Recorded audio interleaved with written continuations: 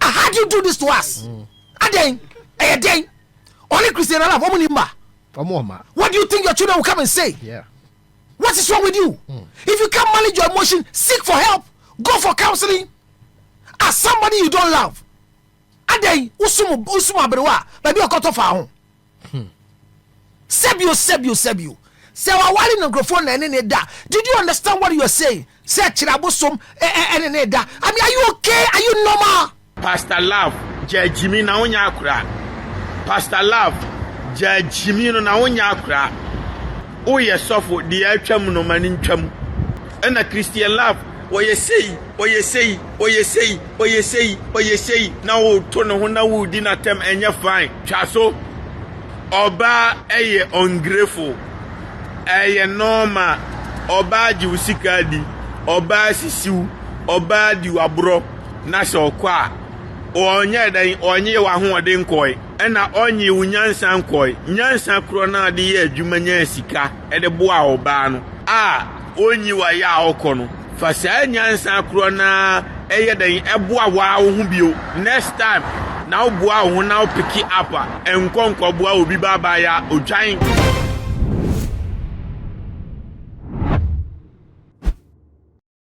Abusia Councillor Lutterodt and an Ibu Fuye by Councillor Lutterodt name no one controversial messages via Ayana or the Babon Tibecan and say or media no so Casafa or Yamayan Pembe Brina, the Futuana or the Manu, Ibumo H as a councillor and Casasa and a radio, a Bufuya Benin na Pastor Love and an area of Papa Christie, the Yerda of Papa Christie and Tokwa, a cost of the day or internet so no and a Councillor Lutterodt Edenano. Ababetumbina or catch Pastor Love say aye so phone casasa in some munchimu and I'm the Ababasuma Sunday Councillor to Buffo and Buffoni and someone or can edit Pastor Love responsible me subscribe button so Eddie Mamanafi put notification bell no aka ho say be upload baby on side between aka high too much and we go so uji Abusia be interview Papa Christie e grant say na assembly o ka fa nipu da Pastor Love ho eno and na akwa Pastor Love da Pastor Love so ba bontin ababetutu bi Eddie man area da ni nuabra wabro obey nyina ewum na eno na Councillor Lutterodt aba bontin abaka che Pastor Love say oba no ono ne wo mati say ope obebo ni din sa ko se wiase be say na ensem bia epie fi na no ba no ensem fata sofo na se Pastor Love ayi na dwen say be me bia ni kurom hanti say be me bia ntimi na ono Councillor Lutterodt say o ka che Pastor Love say obia nsuro nu na sa ensem na odi wo internet no so sebe eyen kwase ase Pastor Love presentation is condemnable for what he said. Pastor Love, what Pastor Love did is senseless. Yes. Pastor Love, the way Jimmy, or being catchers, Jimmy, no. I go so when you must say, Tia, Pastor Love, you nipa yet, I Pastor Love, you nipa, or you nipa, or what tinka, or feelings. Do you know how long Pastor Love ni Obaba Christian Wadiegu? How many years now? 14 years. What?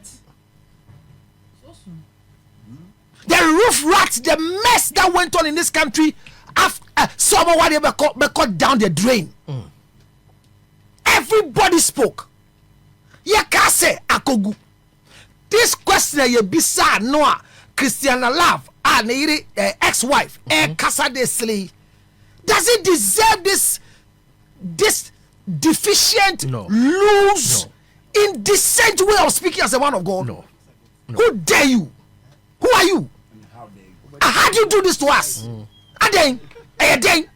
Only Christian Love. What do you think your children will come and say? Yeah. What is wrong with you? If you can't manage your emotion, seek for help.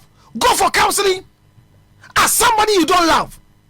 Adey usumu abrewa baby okoto fa ho sebio say wali no microphone na ene da. Did you understand what you are saying? Say chirabosom ene da. I mean, are you okay? Are you normal? Tell me how. And everybody's quiet. Na mbisa say oko break as a pastor na so obesana baby because you see so for Paul to me somebody will say, why won't you address Pastor Love on phone? No. He didn't do. Why was he doing that thing in darkness? Thank you. Say, who are we doing that? We did that time. Busume back. Are you okay? Oh, what can I count? Because no kind of time. It's inefficient to play on radio, understand? But it's hurting that 14 years down the line. If Christian Love, your former wife, was a bad woman, why are you still not married? Yeah.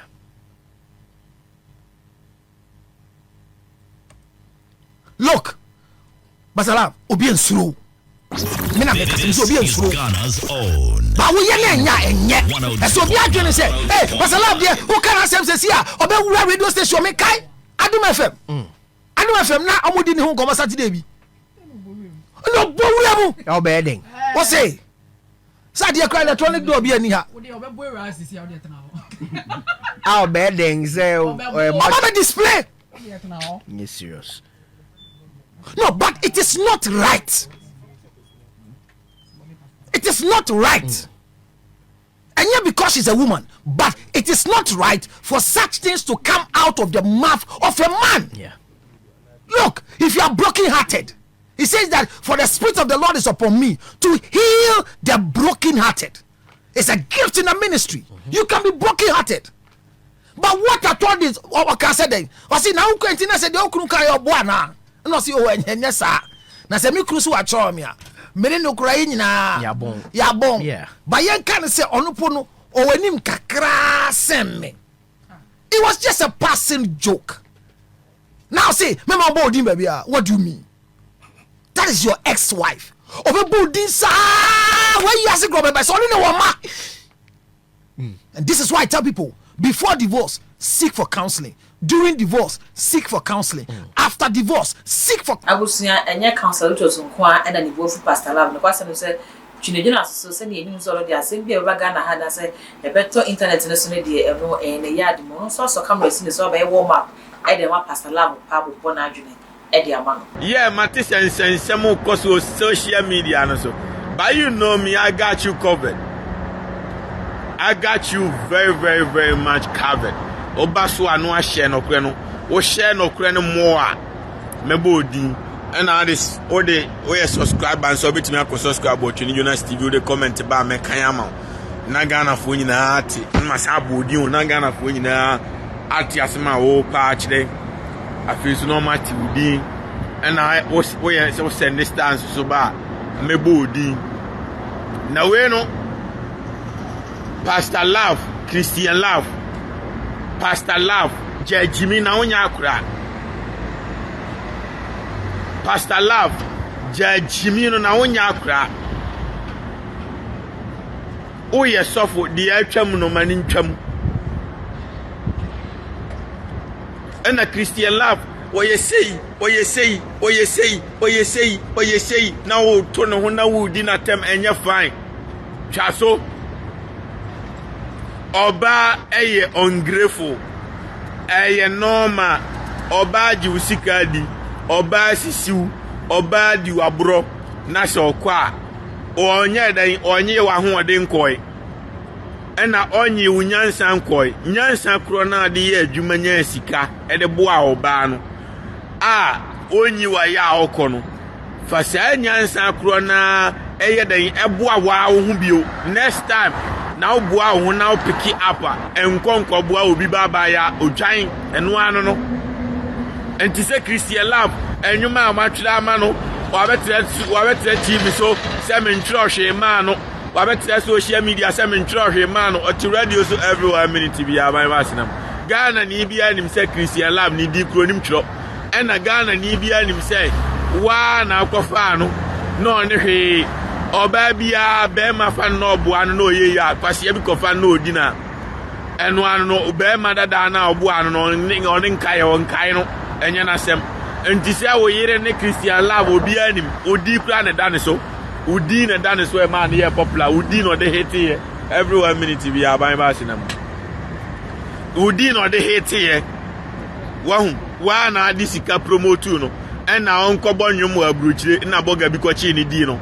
eye normal ye nyina ye nim the same thing as ayi person having amuni kwa bia wa nyamisha broni the same thing akwaku anu aboyi eye ya ne yire kwase bia befa na akodi na awaware na osisan enti se obi di bia diwa eye normal sa na omuti enti next time we odwan ya na abekwa kobo oba simple nya fe na kwasi adua ye ntia so mienu nya fe na obetena obedidi Christian love atem na wo ye obelusu asori members o enye fine correction na woji ye na de boa no o pese correction ni san ba mesraw na me ka chose everyone minute bia ba ba shi na nyamishra broni heaven na mni oba so anu ahye no kre no ja atem ni die no na concentrate wonya me adwuma no emma sa na omnyina te omnyina ye ungrateful na kwase de ntina me ne yire na ga se me ne kwati ana because me hunya nsan bia o se me ko bon kwase aka na the end of the day kwase bi be fa na kodi no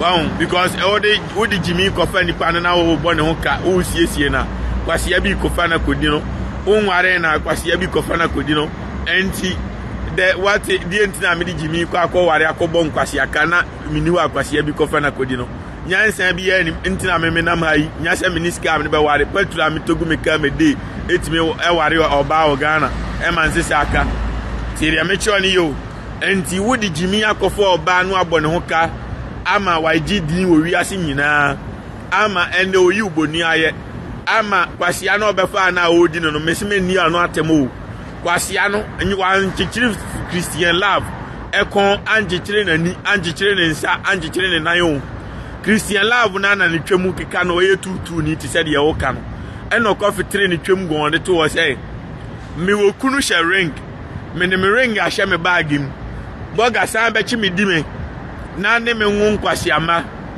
enti se wo ba wa wo no Christian love ma hu akura no eye normal sa na omunyina ate America boys a omudi machi am ne omu ye adwuma omu abrabo ase ye ma na ama omu abrabo ase ti ri amechi no ma asem wo mo oni bone da o enso ne driver license ya suspended onko wi ade da enso felony da no so onye okọ adwuma kura ye mfa no because oba no e de na kocha support onye skantua enti onye skantua no uye criminal no tiri amechi ani yo okran Gideon was fire them yes Pastor Love we Jimmy no do wa ko na adwuma diwa akwaku anu adwuma di ni nya futuo na de betu ye o de be ya futuo adwuma di kwaku anu aye din adan na wo de papa panyini umpe ba bi ntina oba so oba mfaso obi ani ne so next time no asua nyansa se unye ska afa koto chinchinga bi we ana afa koto ka bi dem emfa nkobo obi baba ya obeboa no nso a ene ne nko contract emfa ne se oyere no nyasa akwase ya bi kwachi ni di na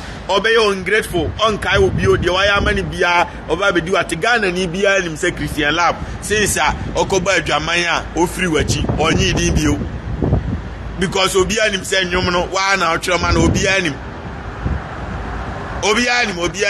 enti wase wo born na unko school da eye normal sa na omote ofui enti me sell Pastor Love je Jimmy no fashion unkude asamu ajan ya jini fie ball boy team fifre abako na no oni Castro nyuma mo boy show mo boy sika onya nyina no bo ano ekukura abaya frekura ase de ne kwatena lane abaya na jini fie ene ne mpra na tim sesi ame no kasai enti eye normal next time no wunye ska odwan ukoto fie afa ma me betenam emfa obi ba abaya metenam no maji nkoma be ma foforo simple asem bia ni wo wagimi enti ukwase adua ne enti asomienu tiri amechi no bibini suman no broni ntisa India ni ntisa Asia ni ntisa bibini oyo ungrateful de obeyama ne bia nani nso wa hu ni amechi no enti wo be ka se na Florence obinim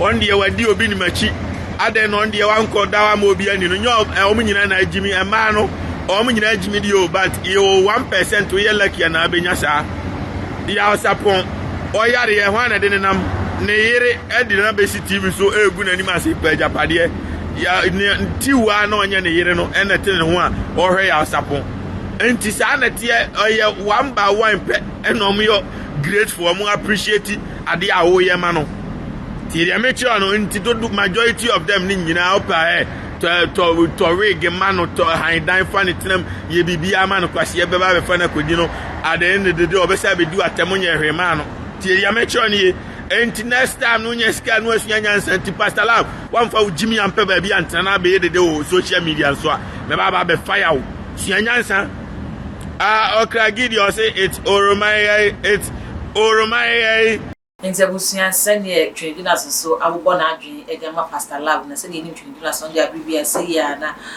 wadi atam sa nti ma yenwe sɛne won so wadwen si kyerɛ na sɛne odi video yi esifa e wo comment ho afi so wi ana wa mi subscribe button so e dia no sɛ won ya why so nya mi try me that afi now the notification bell aka no sɛ ne ya upload people ya won sa e betimi aka so ya ko Facebook so a e ho so e too much gh ya na wa like na wa share wo so e dia ma me makra